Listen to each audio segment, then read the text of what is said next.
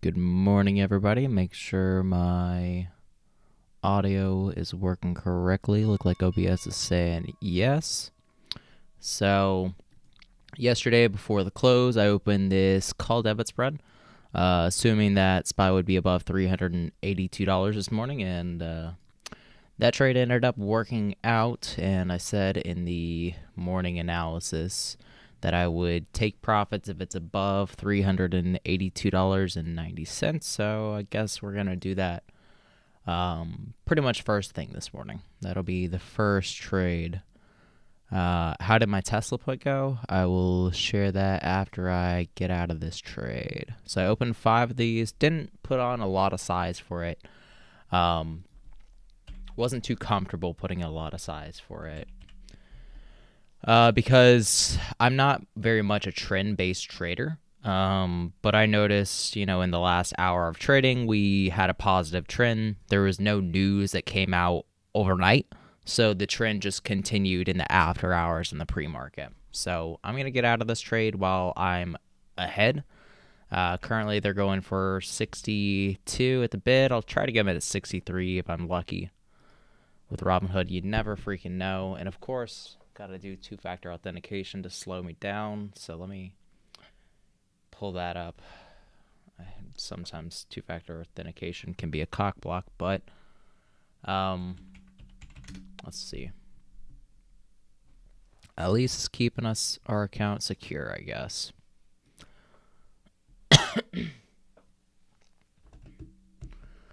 All right, so now we're trading at 382.74. Just went below that 382.9 mark. Obviously didn't get filled for the order. Thank you, Robinhood, for continuing to rip me off. I'll try to do it at 60. And really, it shouldn't be going for anything less than 60, so if they don't want to take that, then that's fine. I'll just leave it open and pray for it. Of course, now SPY drops immediately from 382.90. Come on now. Because the strike prices that I chose are 381, 382. So since it's above the 382 mark, this trade should be going for $60 each. Usually whenever it's at the short strike price, the one that you sell in a debit spread, then it's going for 60. And then if it's at the long strike price, if this was at 381 or the strike price that I bought, then this would be going for 40. But right now, the mid price for it is 58, when it should probably be around like 62-ish, maybe up to 65, but not the case, obviously. So, not getting filled for this order. Classic.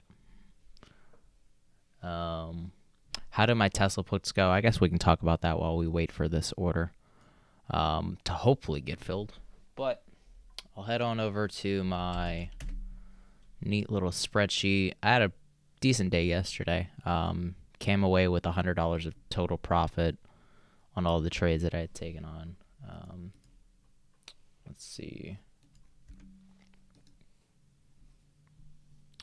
So if we head on over to my new spreadsheet, 2023. Happy New Year, everybody. Hopefully y'all are off to a great 2023.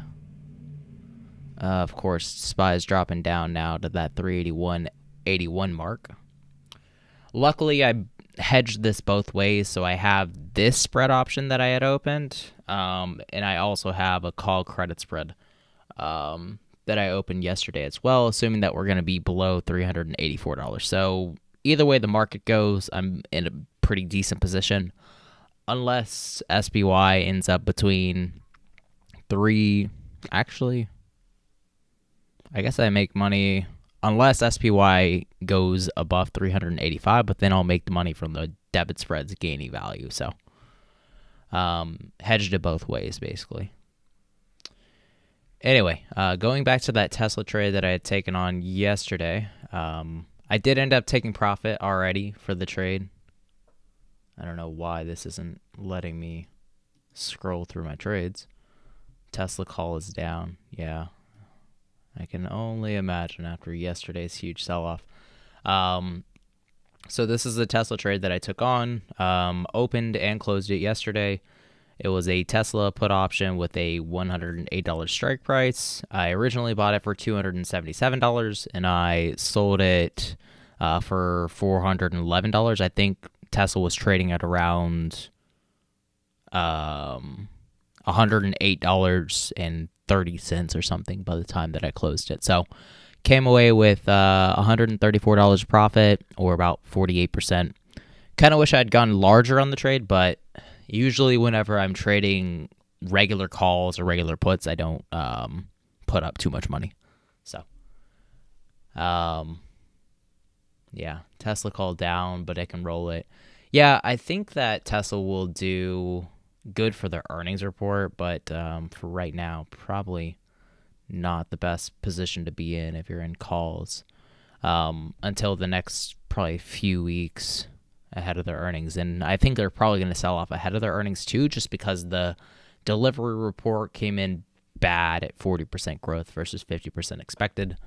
But it looks like this order just went through. So I closed the SPY called debit spreads at 60 cents each. So let me post that to the premium Discord.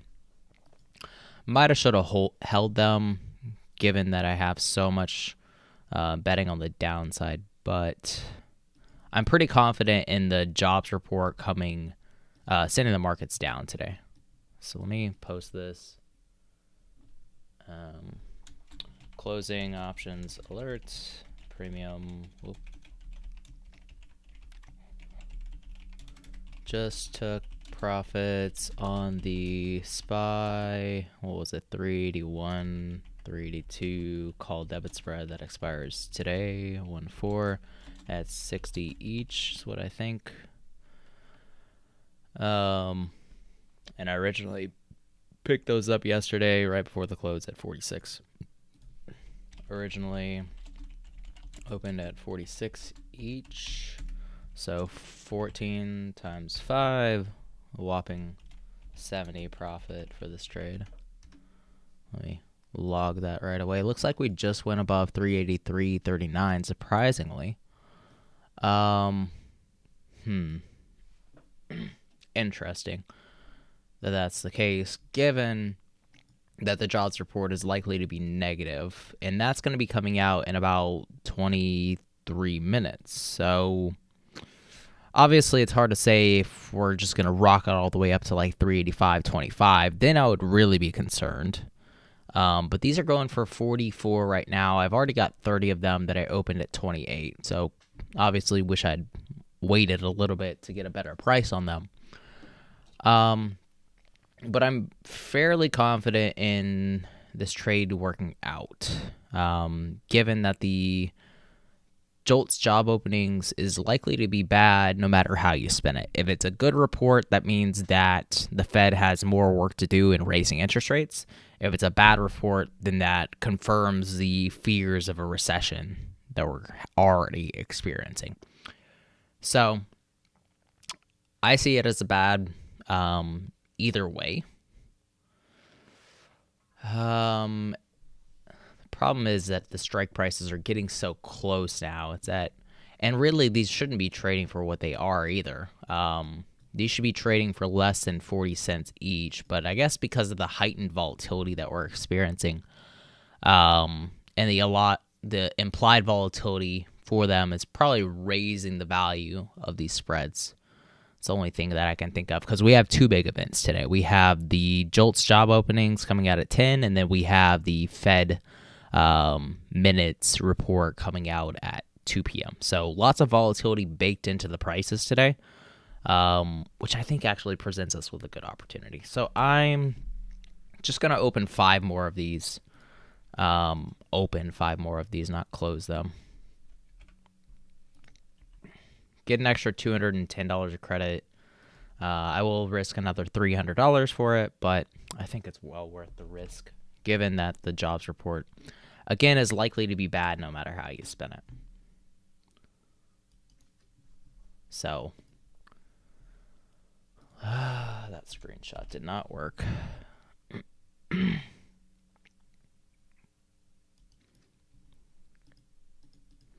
All right, so options alerts.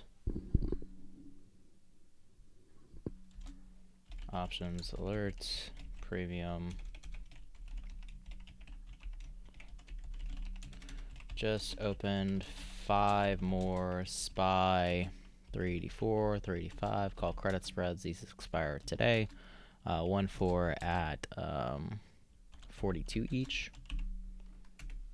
So now I have a total of 35 of these at a total of 30, or an average of 30 credit each.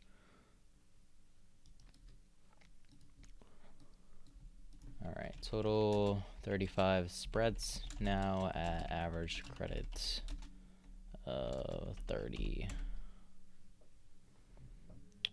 All right. Jolts, job openings coming out in 20 minutes.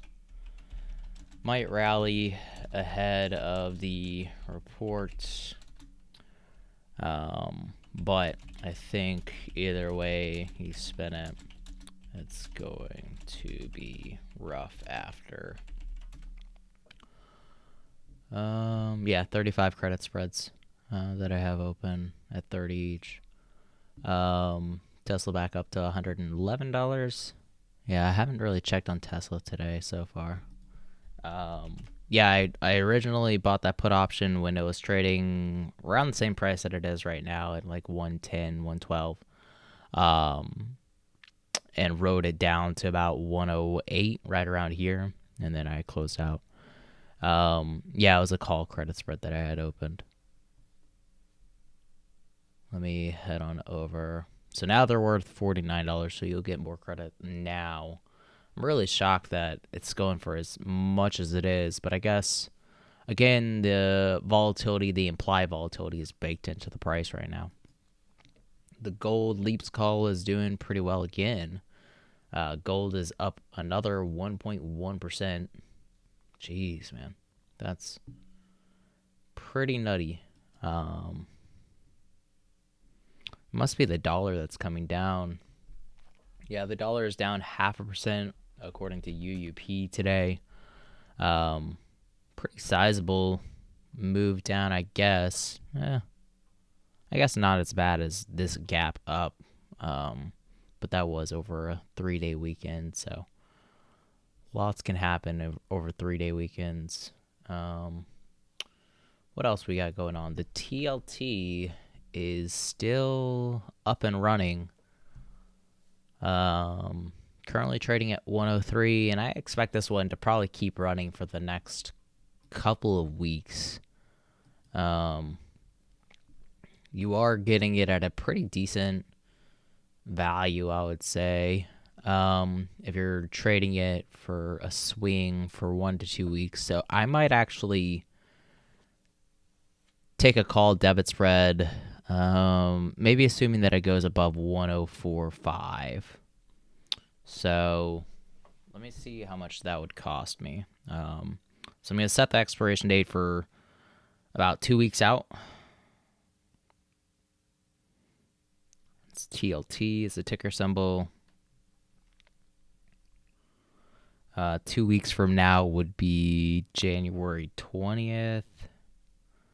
And okay, they actually have 50-cent strike prices, so I can actually choose 104.50 if I want that. That's convenient. If I do 104, 104.50, that would cost me 27 to make 50. That's not a bad risk reward at all. It's about a 1-to-1 risk reward. And I can only imagine the momentum continuing up over the next couple of weeks as the recession fears get worse and worse. Again, bonds, gold typically tend to outperform during recession, so TLT will probably go up in anticipation of a recession later this year. So I think I'm willing to take it. The bid-ask spread is kind of wide. Yeah. Let's see. I might be able to pick it up at 25. So I get exactly 1-to-1 risk reward. And for the trade, I'd probably be willing to risk like 800-ish.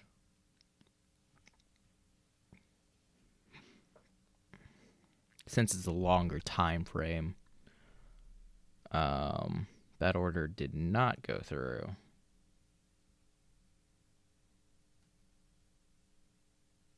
Oh, it did go through. Okay. Cool. Yeah, so I got a call debit spread, assuming that we're going to be above 104.50, 1-to-1 risk reward ratio. So I really like that trade a lot. Let me post that to the premium Discord right quick. New options alert. P1F. All right, just opened a new TLT call debit spread. This expires 120, and I got it at 25 each.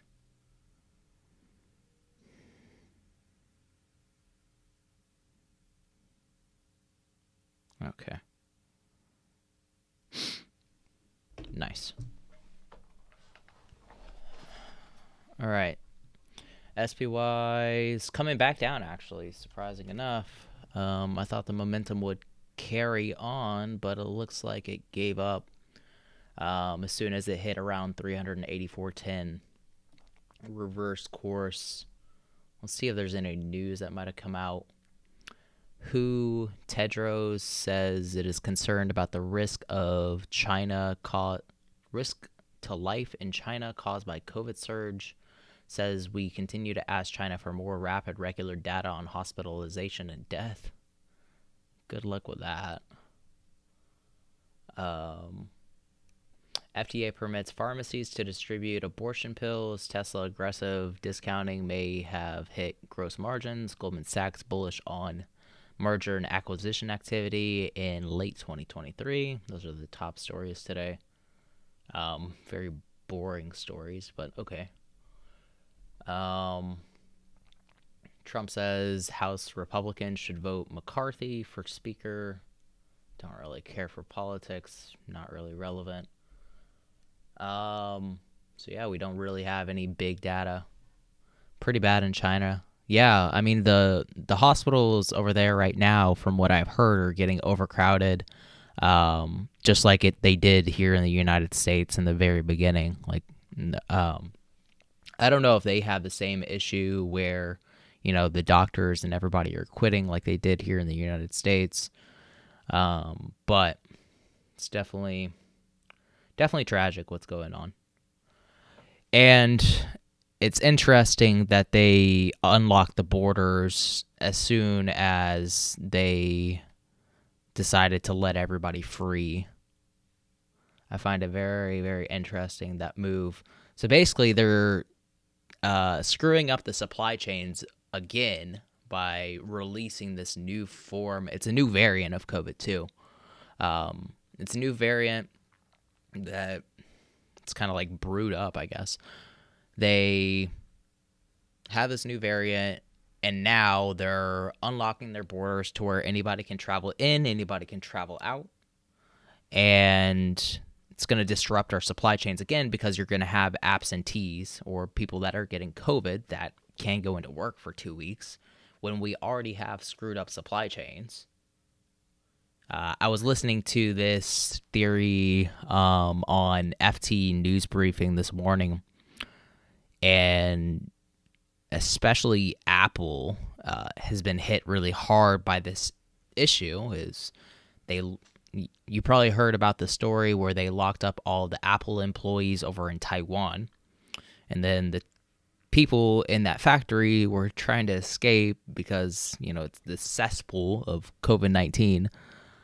And that's like one of the main factories that they have available to them. So iPhone production is slowing down because of the absentee issue with people getting COVID, and with, especially over in China, people trying to escape the kind of totalitarian regime that they've placed upon their people. So it's just a very messed up situation. I got a TLT spread for 22. Oh, man. I love Aries, but I can't freaking use them still. I'm still blocked from trading on them. Let's see.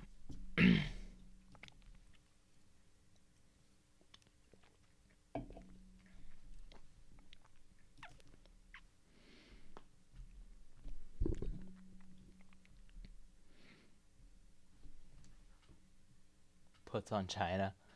I saw that Chinese stocks were actually doing pretty good. I don't know if I would bet against the momentum, but you could. Let's see. 967 861. Okay. I should have said to remember. That's okay. Yeah, I still have the 90-day restriction going on for whatever reason. It is what it is. Let me actually type in the call debit spread that I closed out of. Closed it at 60 cents credit each, so $65 profit. Made $187 so far this month. Calendar shows $122, $65 so far today. Currently, we're trading at 382.86, so just below that 382.90 mark, and we got about 9 minutes until the JOLTS jobs report. Really hoping the jobs report is bad. I think it's going to be bad either way. If it comes in at expectations, that's 300,000 jobs less that are available right now, so that confirms the recession fears. If it comes in higher, actually, if it comes in between 10.0 and 10.3, what it was last month, that might actually be good. Possibly. It would be a slowdown in job openings from the previous month, but it wouldn't be that much of a slowdown. So that kind of calms the fears of a possible recession. But if it comes in higher than expected, above 10.3, then that means that the Fed has to raise rates even more. Sorry, not what was expected, but what it was the month previous. So 10 or below is bad. 10 to 10.3 is moderate, possibly good. And then above 10.3 would also be bad.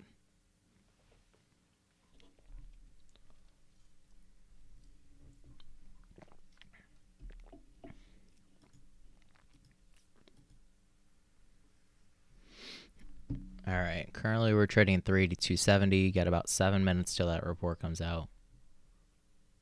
SPY puts at 375 for March 17th. You think it'll bottom in February to March? I think it'll probably bottom late January is my guess. And that's based on the VIX cycle. So I've been talking about this a bit. But the VIX cycle usually lasts between 2 and 3 months. If you look at the yearly chart, I got these nice little vertical lines drawn to where it bottoms, and then it bottoms again on the next line, right? So it bottomed in January 5th, and then it was April 5th. After that was June 9th. Then it was August 19th, so that was a little more than 2 months. So these were 2 months separated. And then this one was August 19th all the way out to December 2nd. So that one was actually 4 months. So it's anywhere between 2 to 4 months. I'm assuming that the VIX is going to peak in the middle of the cycle.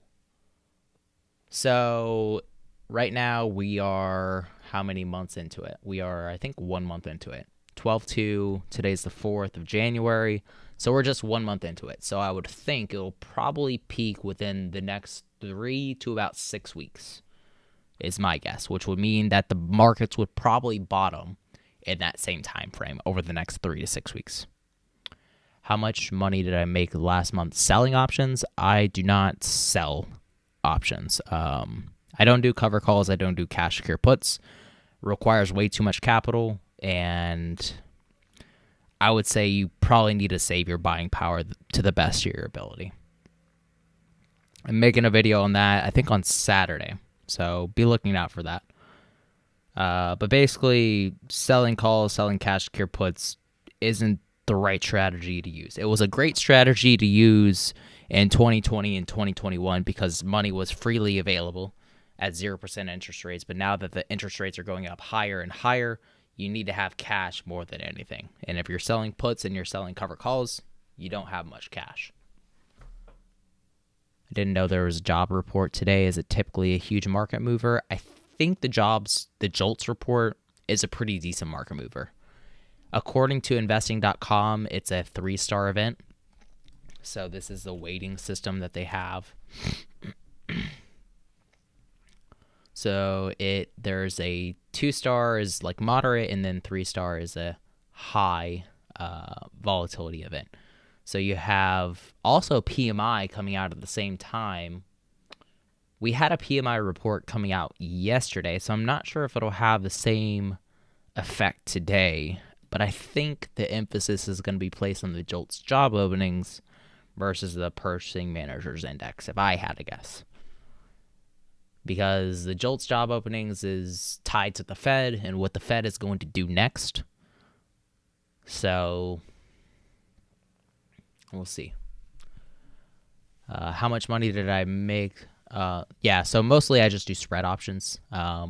Probably about 80% of my trades are made up of spreads, just because they require a lot less capital. Got about 4 minutes to the report. What are the Fed futures saying? FOMC countdown. The Fed futures expect the Fed to pivot in June. So if we look at the June futures, it's estimated that they're going to be, actually this went down. It was 5.0%. Now it's 4.75. And yesterday there was a higher likelihood of 500. So there's about a 2% drop in the odds of 5.0 to 5.25% interest rates based on the Fed funds rate. And then if we look at December, this is expected to be at 4.5. So they're expected to do a 25 basis point rate cut between June through December.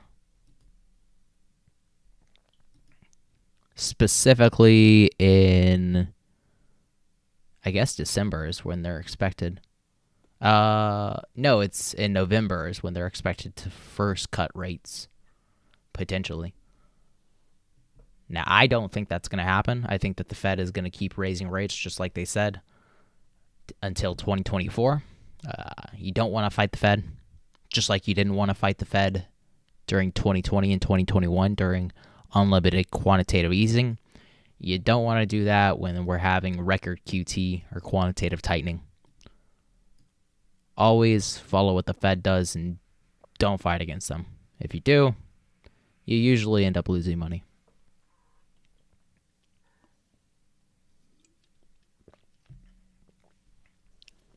All right, we're trading at 303.04. So just above that 382.90 mark. It's an okay place to be. The report drops in 1 minute exactly.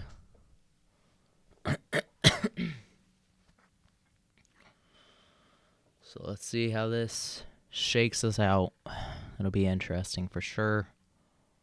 So again, just to recap, 10.0 or below is going to be negative. Above 10.3 is also negative. And then between 10.0 to 10.3 is neutral to possibly positive. So I might even open a small put credit spread ahead of this. Let me see. Might not have given myself enough time to open it, but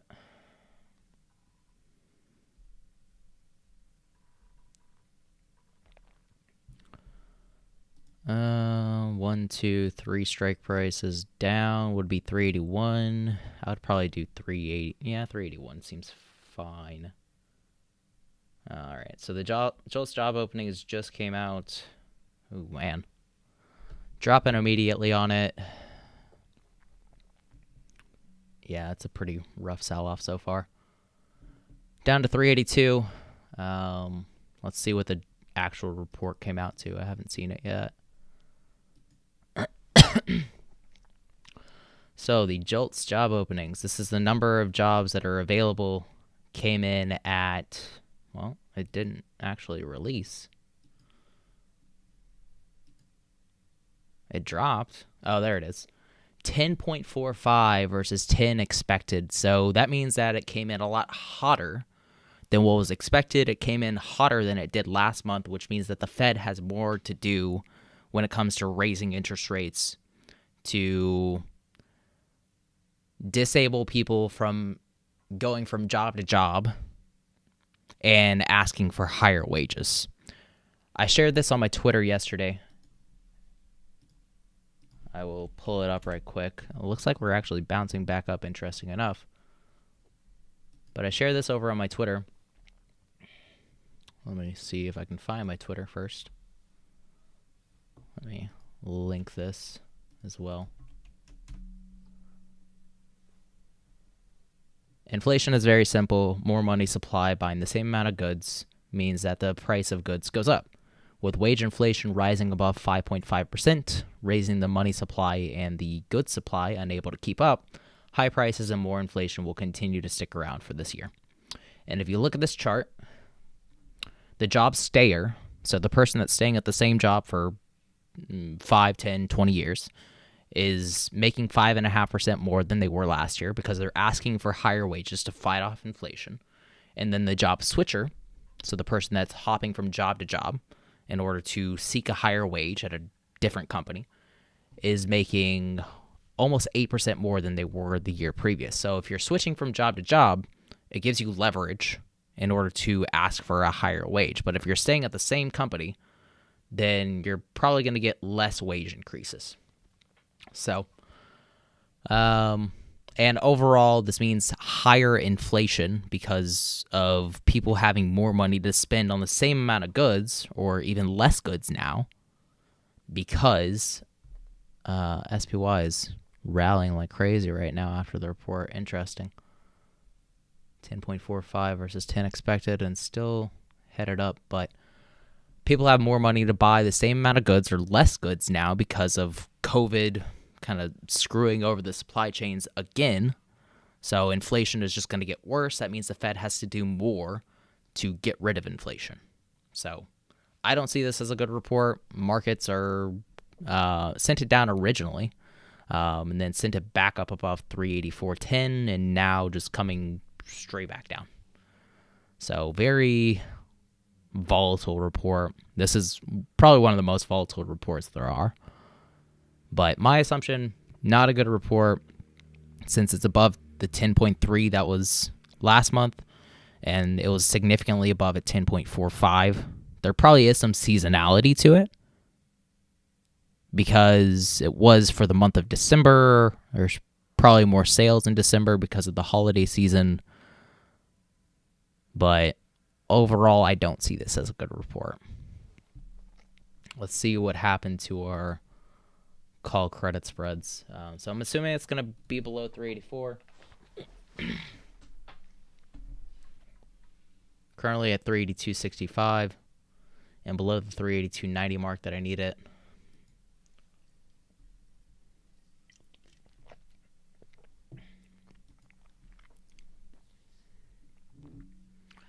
Yeah, I think the initial reaction to it down to 381 is probably the right reaction. But obviously, I do have a little bit of bias here since I am taking a bearish trade, assuming that we're going to be under 384. But I think this kind of confirms that we're going to stay under 384 since we topped out at 384.25. I saw that there was an FOMC meeting today at 2. What are the effects of that? It is the FOMC minutes. So it's not a meeting. It is the write-up, basically. So the summary of the last meeting. So if there's any changes between what was said at the last meeting and what's said in the report, then that would shift the market. I don't remember exactly what was said in the last meeting, though. So I'll probably have to review that before 2 o'clock whenever that report comes out.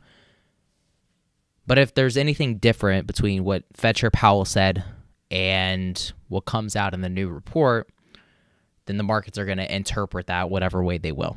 So if there's more hawkish tone, alluding to higher interest rates, that would probably be negative. If they are more dovish and they're saying that the economy is starting to show signs of slowing down, inflation is starting to get better, then that would be a dovish tone, which would probably alleviate a lot of the market stress that's going on right now. But, inflation is still at 5.4% according to the core PCE. So it's still more than 2 times higher than what the Fed needs it to be. So I don't think that they can take a dovish stance yet, given that it's so far above their 2% target. But we'll have to see. Nice price action, yeah. Very crazy price action. Down to 381. So I'm kind of glad I didn't take on that put credit spread at 381. So now the call credit spreads that I had opened, assuming we're under 384 today, doing well, recovering up $250. I think we're hard pressed to go back up to 384 today.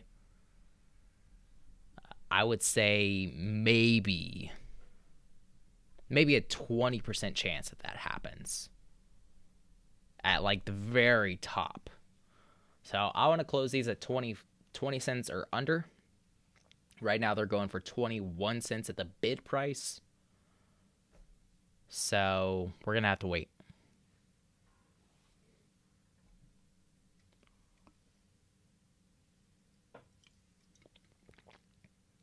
Do I ever get assigned on short positions for spreads? You can get assigned early for spread options, and it's not really that big of a deal.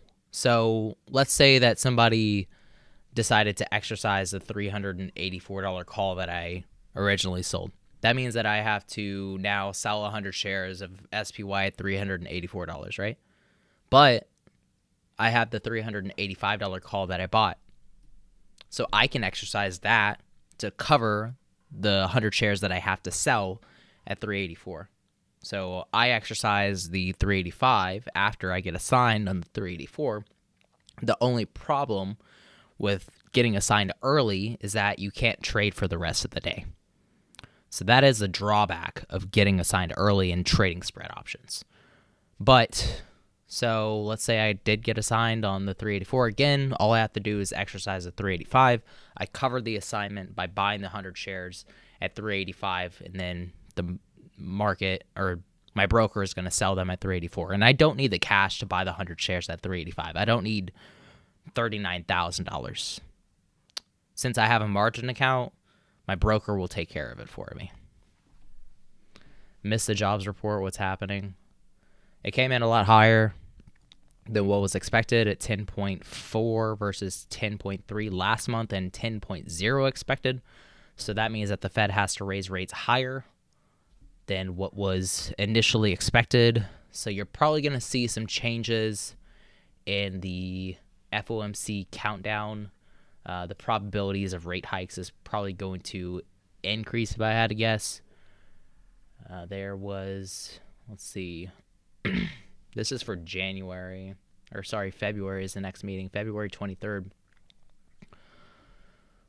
There was actually an increase for a smaller rate hike in February, interesting enough, from 67 to 70. We'll see. We'll refresh this in like the next 30 minutes, see if it changes.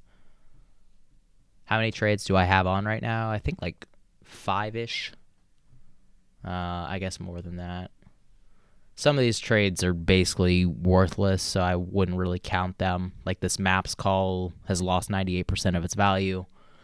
And and then the Fulgent call has lost 100% of its value, so I wouldn't really count those. But let's see. I have this call credit spread open, TLT debit spread.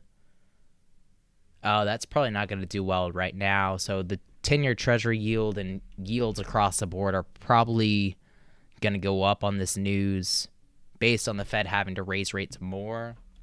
So the TLT trade probably not going to do too well over the next couple of days until the recession fears start kicking back into action and sending the markets down. Then TLT will outperform. But let's see. I have a gold leaps option. So I have the TLT call debit spread. I have a UVXY call as well as some UVXY shares, Wells Fargo puts, GLD leaps option, and then a poor man's cover call against it. Again, the MAPS trade, that's basically worthless at this point. And then a Bank of America. So if we count these 1, 2, 3, 4, 5, 6, 7 active trades open right now. I would probably recommend between 3 and 7 at a time. If you go for like 10 or more, I would say that you probably don't have enough attention to give 10 trades. Do I have a video for leaps options? I'm sure I do. I've got a couple of them that I've made. I'll link both of them. I stopped using leaps options myself, so this is why I think that leaps options suck right now.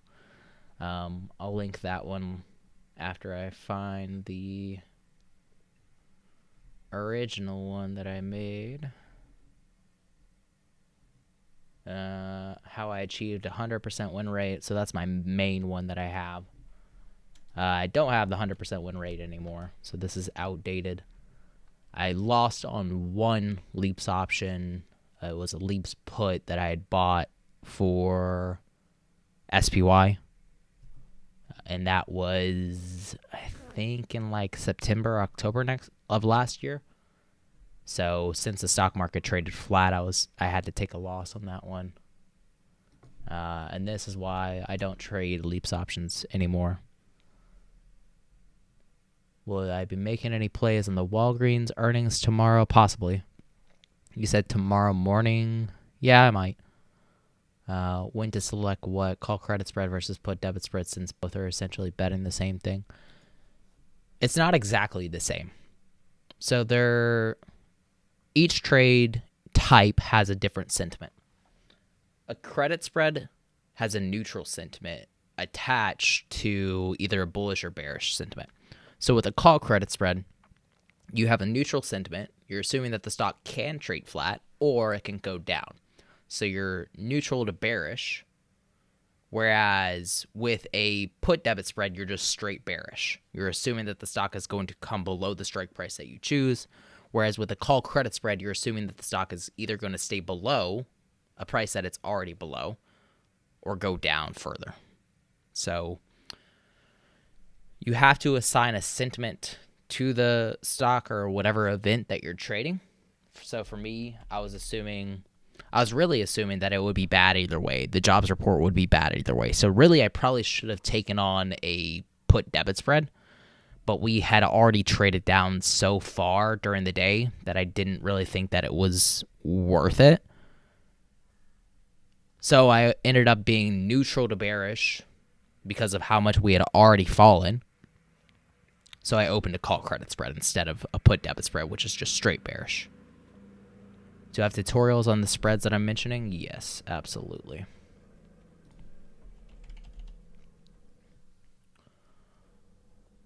This one's probably the best one. And then I'll also link the latest one, how to choose between credit spreads and debit spreads. That'll be a useful video too. Spreads.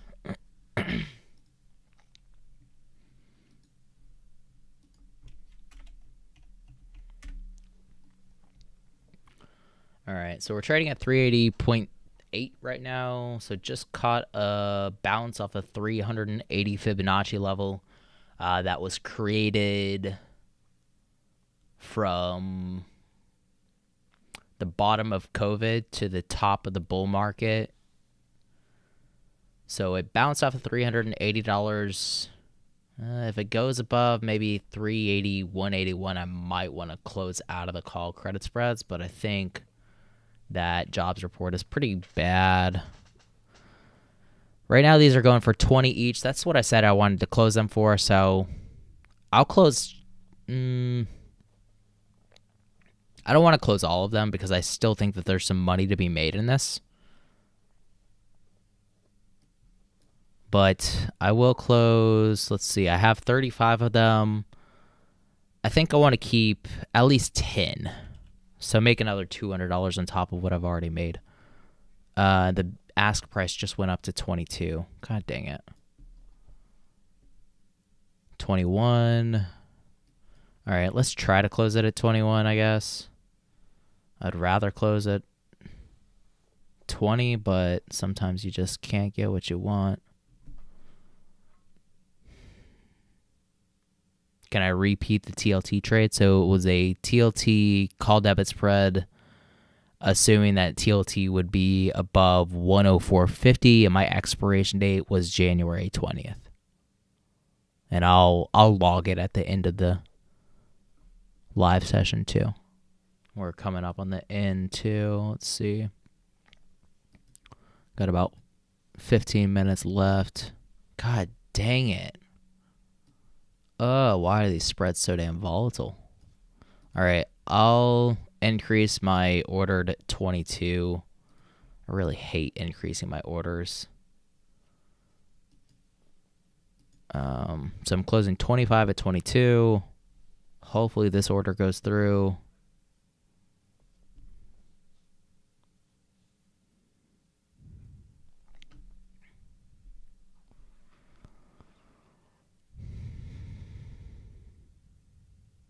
All right, it ought to go through now. It doesn't seem like it wants to fill for me.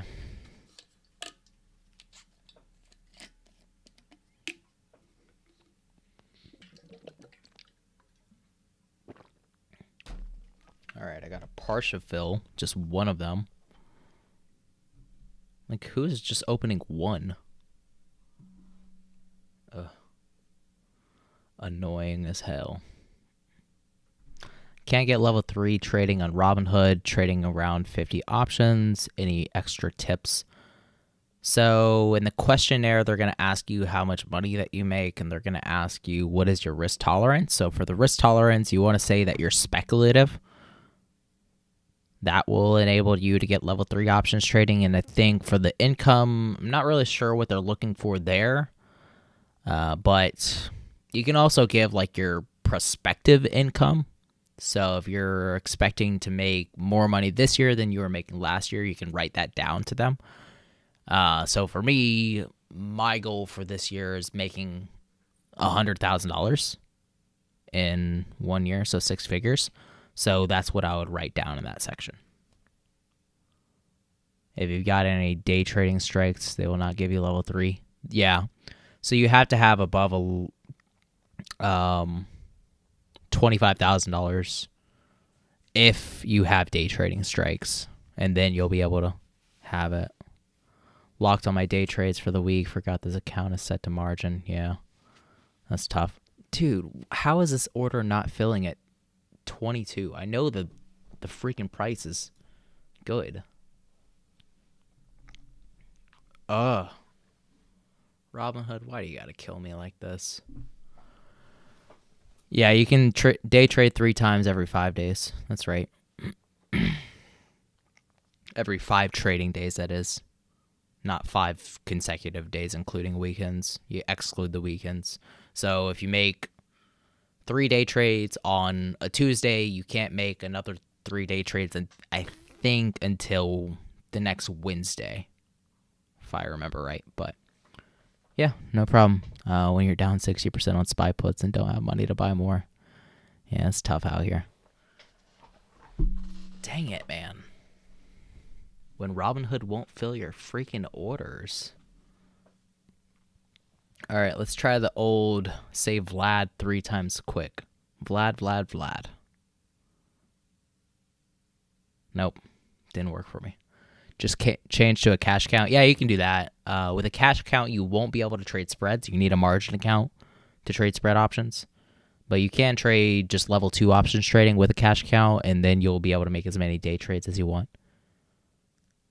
If an option ends worthless, it counts in the PDT? No. If you don't close a trade and it expires at 0, I don't think that counts as a close. I don't think so, at least. Maybe I'm wrong, but I'm pretty sure.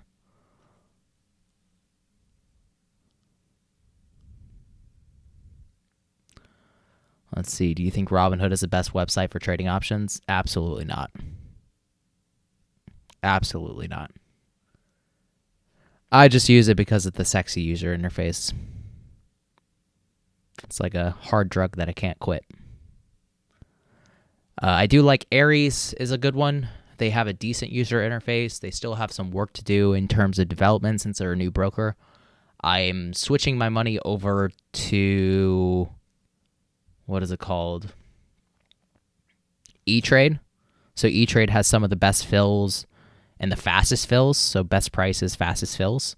You will pay a 65-cent commission for that faster fill and better fill, but I think that it's well worth it to pay the 65-cent commission. Am I trading in an LLC? No, I am not. I don't use the LLC. I am forming an LLC for a business that I'm creating, but that is off topic. Let's see. Thoughts on snap puts for the 13th? Do they have any reports or anything coming out in the next couple of weeks? It's trading at $9.14. That's actually kind of high, I think. So maybe decent position to take on. They're not expected to release earnings until February 2nd. So unless you're expecting the rest of the market to come down over the next couple of weeks, which is likely, then you'd want to buy puts. If you expect the markets to come down, buy puts on Snapchat. It is going to have higher volatility because it is a super volatile tech stock. It's higher beta, which means that it has more volatility than the rest of the market. So whatever the market does, Snap is going to amplify that. I'm actually surprised that it's up 3% today. That's a bit shocking, but it is kind of trading in the same range that it was yesterday, so it's not really changed by 3%. It's just based on the close. But the brokers will close the options for you and it counts towards PDT, yes. If your broker closes your trade for you at 3:30 p.m. or whatever time your broker decides to close them, some brokers will allow you to close at 3:45. Then that will count as a day trade as well, even if they close it on your behalf. Robinhood doesn't have SPX. Yeah. I guess that is an issue, especially if you're at risk of early assignment. SPX is going to be the best way to go. With Aries, you have to pay like a 50-cent commission. And I think that's pretty much across the board. You have to pay a commission if you're trading options on SPX. But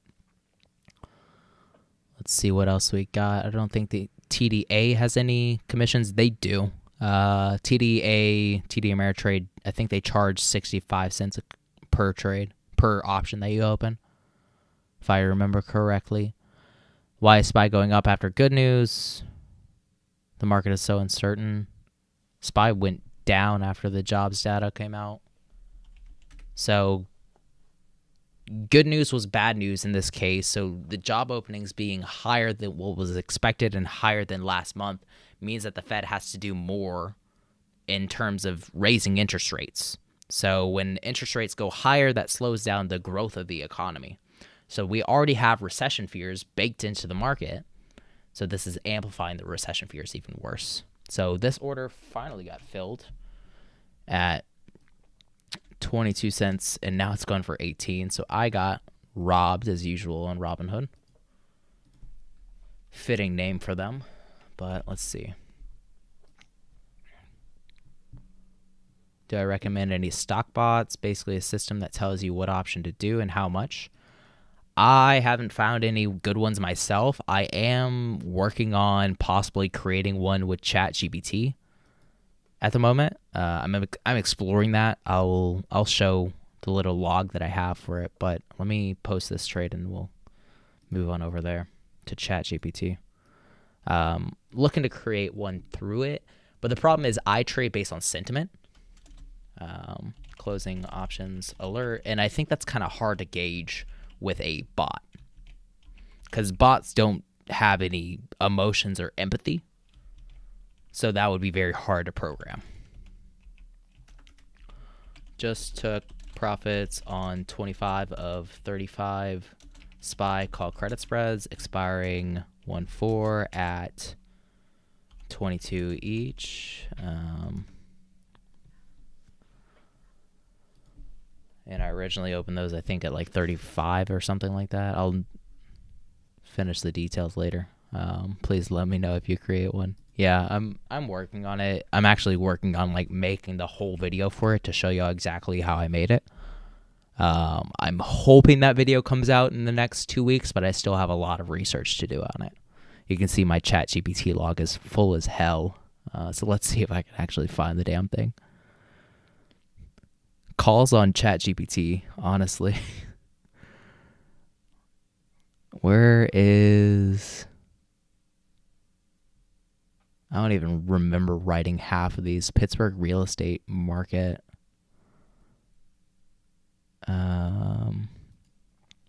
Crap, man. I wish you could search. They should make a search feature to where you can search through your conversations.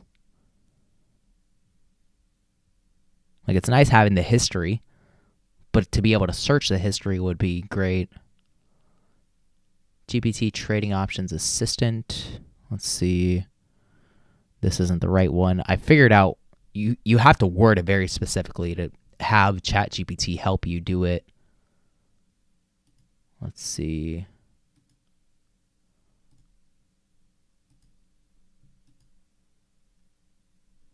How can you enhance? So this is where how far I've gotten so far.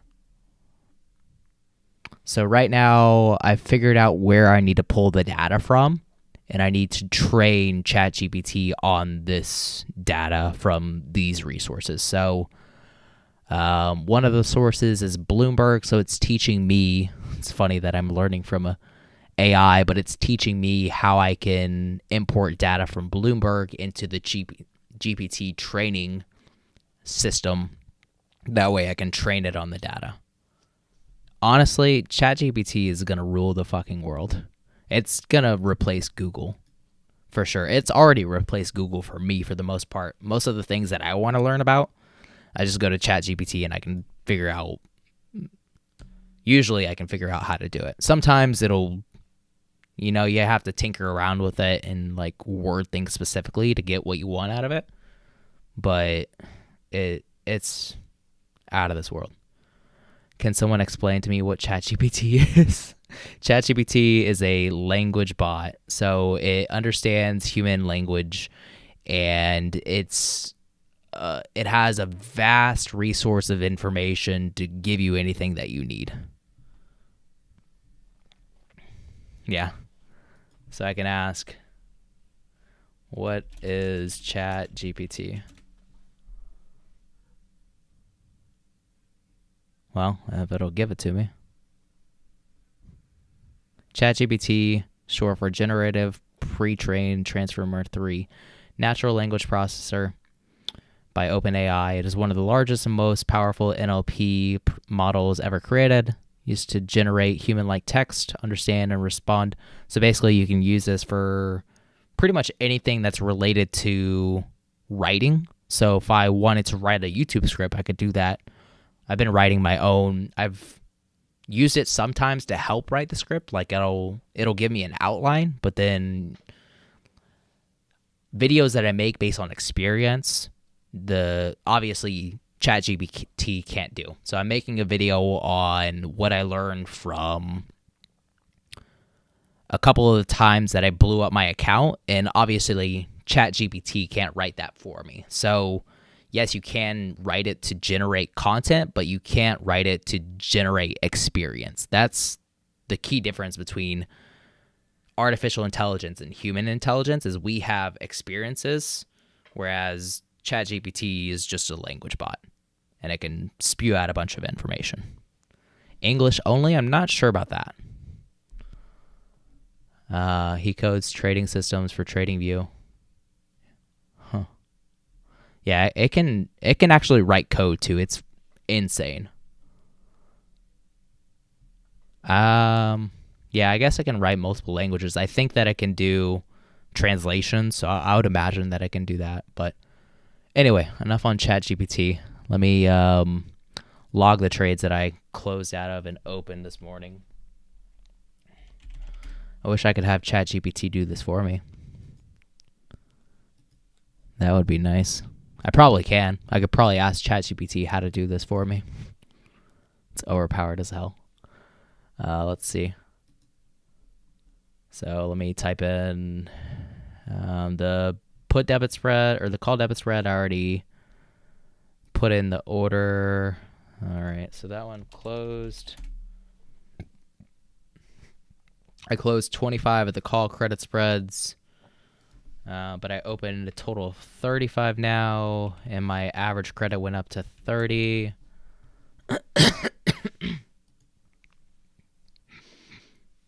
Virtual girlfriend for Blade Runner vibes. Reminds me of the days when I used to go around asking for GF on RuneScape. Oh, what a life I used to live. Funny as hell, man.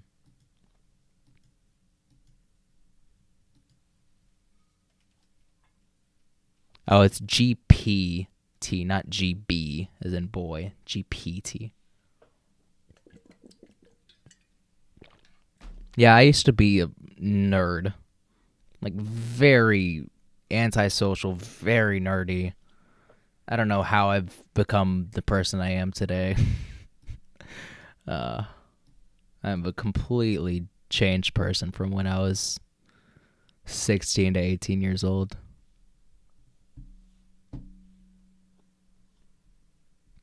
Maple Story.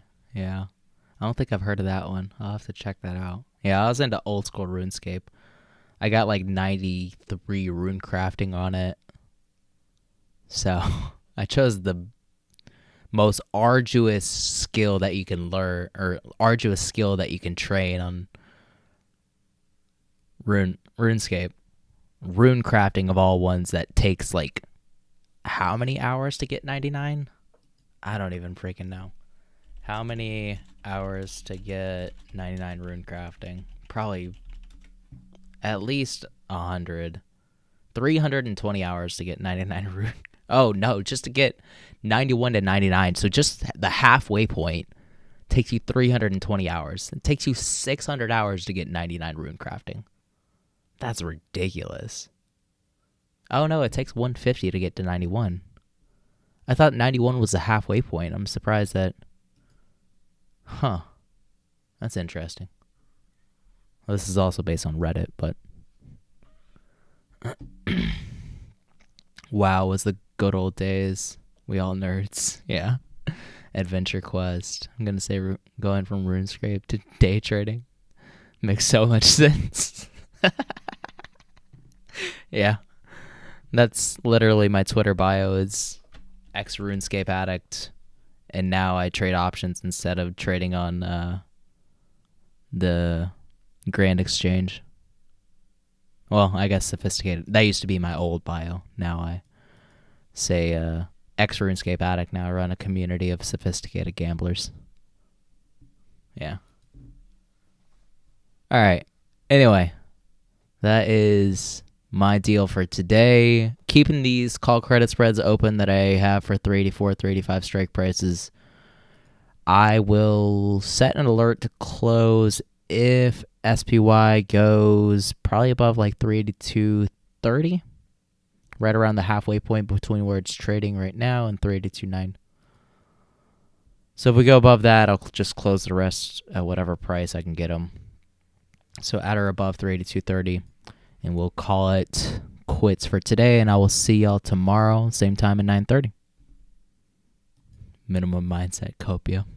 All right. Yeah, I'll catch y'all tomorrow. Bye, everybody.